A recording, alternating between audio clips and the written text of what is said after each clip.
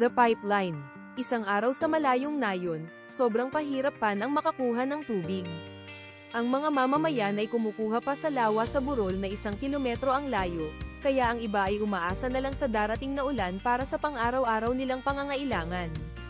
Para masolusyonan ang problema, ang mga namumuno sa nayon ay nagpabiding para sa kokontrata ng proyektong magdadala ng tubig sa kanilang bayan araw-araw.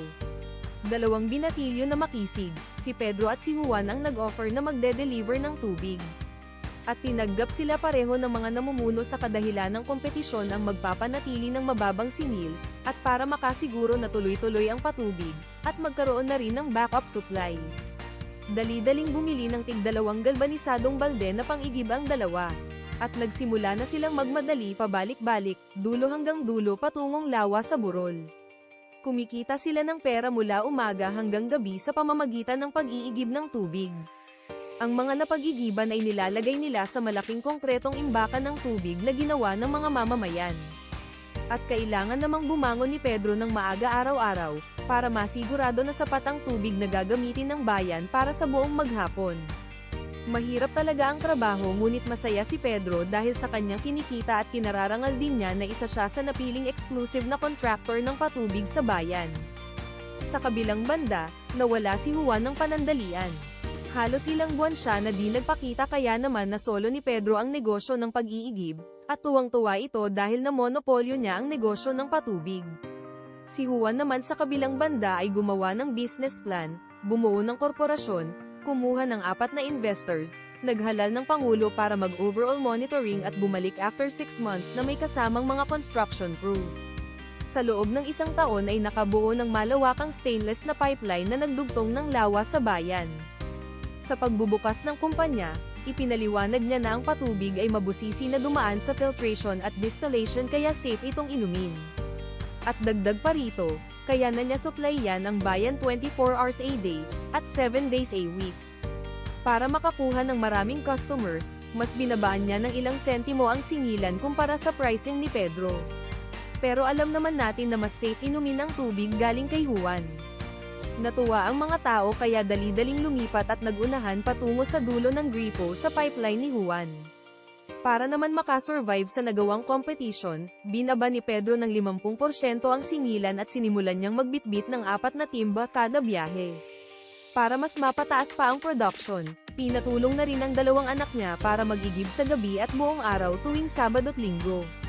Nung nagkolehiyo na ang mga anak niya, di na sila makatulong kaya pinaalalahanan niya na rin na tapusin agad ang kanilang pag-aaral dahil sila ang magmamana at magpapatuloy ng negosyo nila. Pero sa kasamaang palad, di na bumalik sa pag-iigib ang mga anak niya pagkatapos ng kolehiyo. Dahil sa sitwasyon, kumuha na lang din si Pedro ng mga empleyado at nagkaroon naman sila ng problema sa union. Sa kabilang banda naman, si Juan ay nakakita ng mas malaking business venture. Mas lalo niya pinaigting ang pag-aaral sa problema ng patubig. Napagtanto niya na kung ang bayan nila ay nangangailangan ng patubig, may mga bayan din sa paligid na may parehong problema. Mas pinaganda pa ni Juan ang kanyang plano at pinakilala niya ang high-speed, high-volume at low-cost pure water delivery system sa mga karatig bayan at probinsya sa buong bansa. At pinagpatuloy niya ang mas magandang serbisyo para mapunan ang pangangailangan ng mga tao. Si Juan ay kumikita na lang ng sentimo kada balde na naipapamahagi, ngunit milyong-milyong balde na ang kayang ipamahagi ng kanyang kumpanya araw-araw.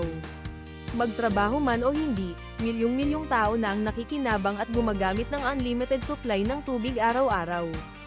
Ang mga pera mula sa negosyo ni Juan ay diretso na agad sa kanyang bank account. Hindi lang siya nakabuo ng pipeline para mag-deliver ng tubig sa maraming lugar bagkus nakabuo din siya ng pipeline ng pera papunta sa kanyang bulsa. Si Juan ay nabuhay ng masagana.